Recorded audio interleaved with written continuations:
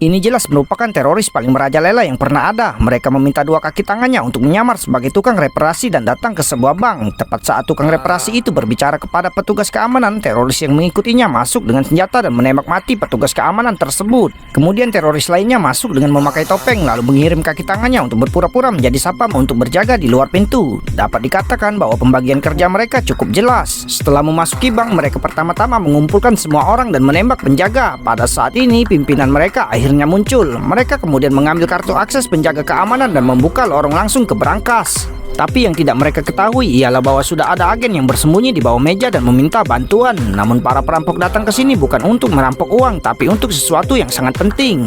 Tepat setelah agen tersebut melaporkan kejadian ke rekannya, ia tiba-tiba ditemukan oleh para perampok yang kemudian langsung mencabut earphone yang disembunyikan di telinganya.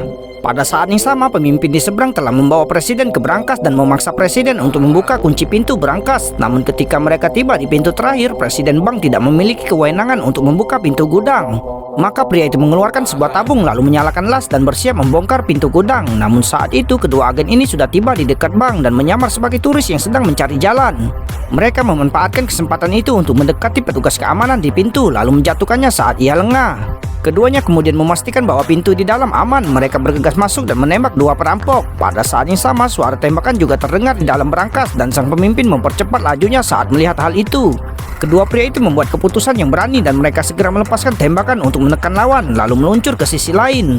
Pria itu memberi isyarat untuk menyerang ke depan dan rekannya segera menurunkan tubuhnya untuk menembak serta membunuh salah satu perampok. Kemudian ia mengambil senapan mesin ringan di tanah dan memberi isyarat kepada agen di depannya untuk mengambil senjata yang sama.